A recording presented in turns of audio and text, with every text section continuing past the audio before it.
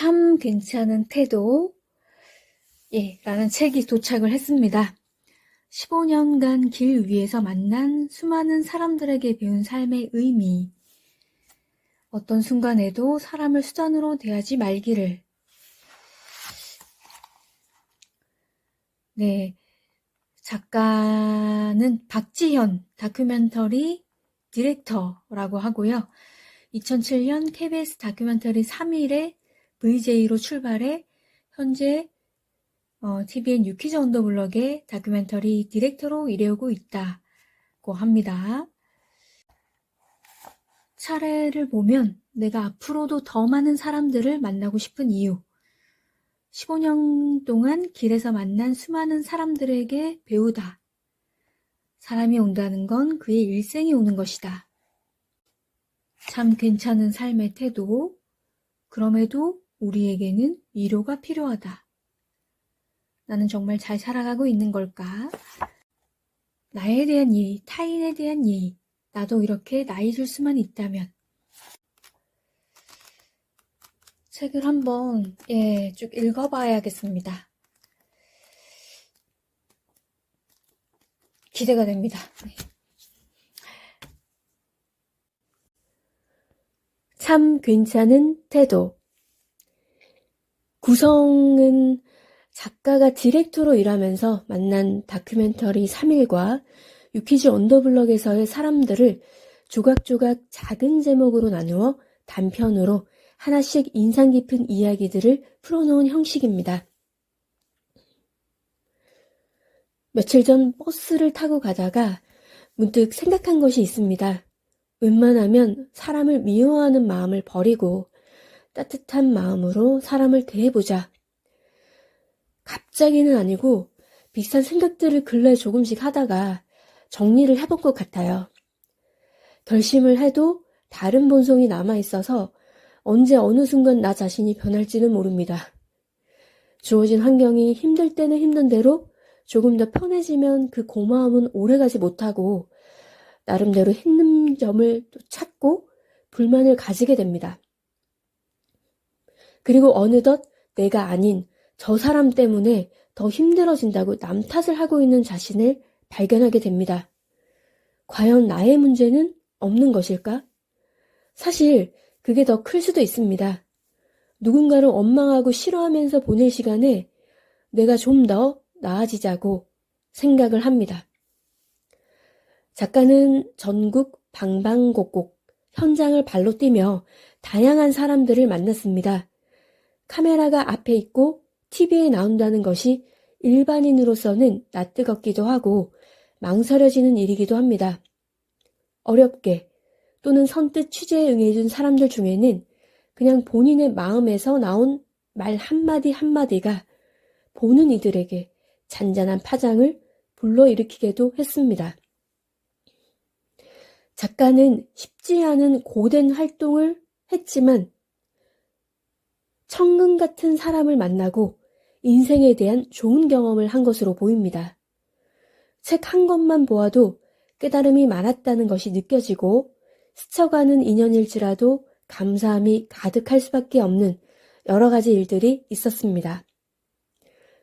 아버지의 대를 이어 추자도에서 선장을 하고 있는 이는 피하고자 했지만 숙명처럼 이끌려 배를 타고 있다고 합니다. 생선을 잡기 위한 좋은 자리 선정과 툭하면 맞닥뜨려야 하는 풍랑과의 싸움. 이를 하면 할수록 아버지가 긴 세월 동안 어떻게 버텨왔는지 대단함을 느끼고 알 수 없었던 아버지를 점점 이해하게 되었다고 합니다. 자식은 부모의 입장에서보다 본인의 입장에서 생각을 하고 잘못된 행동을 안타깝게도 뒤늦게 깨우치는 경우가 많습니다. 애널리스트 신순규님은 시각장애인으로서의 한계를 두지 않고 더 뻗어나가기 위해 증권업계에서 최고의 권위를 가지는 CFA 시험에 응시조차 어려운 상태에서 합격까지 이루어내는 대단함을 보여주었습니다. 다른 아빠들이 일상에서 해주는 일들을 본인은 잘 못해주는 것 같아 아들에게 미안함을 표현했지만 아들은 왜 미안해하냐며 도리어 화를 냈고 이미 모든 걸 자신에게 해주고 있는 아빠라고 말했습니다. 그 다음부터 장애인 부모로서 가졌던 쓸데없는 미안한 마음을 버리기로 했다고 합니다. 힘들고 어려운 현실에서 묵묵히 자신의 길을 걷고 있는 사람들, 죽음을 앞둔 가족이 있는 병동에서 절망에 빠져 있지 않고 남은 시간을 소중하게 보내고 있는 이들, 작가가 어머니의 갑작스런 수술 때문에 촬영 중에 힘들어하고 아픈 사실을 털어놓자 평생 기도해주겠다고 손을 잡은 노부부까지. 점점 개인주의와 이기주의 성향이 커져가는 시대에서 따뜻한 정을 느낄 수 있는 사람들 또한 늘 존재한다는 것에 대해 안도감이 들기도 합니다. 주변에서 종종 볼 수 있는 이런 사람들이 세상을 조금씩 변화시켜갈 수 있을 것입니다. 선한 영향력은 쉽진 않지만 우리의 삶 속에 넓게 스며들 수 있습니다. 책에서 인상 깊은 부분을 한번 읽어볼게요. 후암동 삼광초등학교 후문 앞에는 40년을 이어온 문방구가 있었다. 젊은 시절 작은 자본으로 시작한 문방구에서 남편과 아내는 매일같이 아이들을 맞이했다. 그 중에는 주머니 사정으로 군것질거리를 쳐다만 보는 아이도, 전학 온 지 얼마 안 돼 친구가 없는 아이도 있었다. 부부는 그런 아이들이 손주처럼 느껴져 왕따를 당해 울먹이는 아이는 말없이 안아주었고, 점심으로 밥에 김치찌개를 먹고 있는데 쪼르르 와서는 자기도 달라는 아이에게는 기꺼이 숟가락을 내주었다. 그렇게 후암동의 한 초등학교 앞을 묵묵히 지켜오다 보니 어느새 남편은 할아버지가, 아내는 할머니가 되었다. 그런데 어느 날 할아버지가 심장마비로 죽고 할머니는 혼자가 되었다. 남편의 빈자리가 너무 크게 느껴졌던 할머니는 슬픔에 잠겨 이제 그만 가게 문을 닫을까 고민했지만 아이들이 삐뚤빼뚤 남긴 쪽지들을 보고 마음을 다잡았다. 할머니, 너무 힘들어하지 마시고 언제나 힘내세요.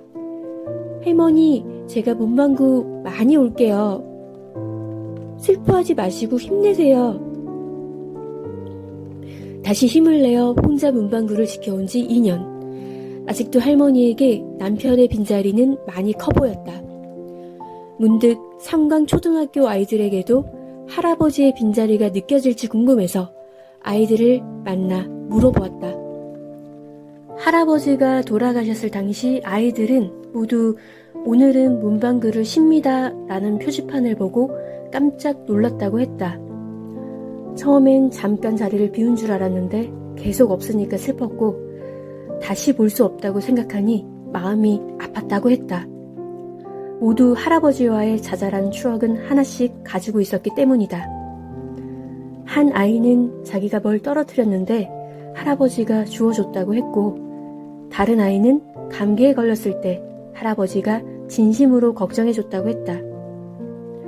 할아버지가 뛰다가 넘어진 자신을 일으켜서 밴드를 붙여줬다는 아이도 있었다. 어떤 아이에게는 난생 처음 겪은 아는 사람의 죽음을 터라 과연 그것을 어떻게 받아들이고 있을지 궁금했다. 그래서 아이들에게 어려울지도 모를 질문을 던져보았다. 죽음이 어떤 의미로 느껴져요? 이 세상 일을 다 한 거요. 자기가 할 일을 다 한 거요. 할아버지는 그 할 몫을 다 하고 떠나셨을까요? 네, 충분히 다 하셨어요. 사실 큰 기대 없이 건넨 질문이었는데 아이의 말을 듣자 울컥 눈물이 올라왔다.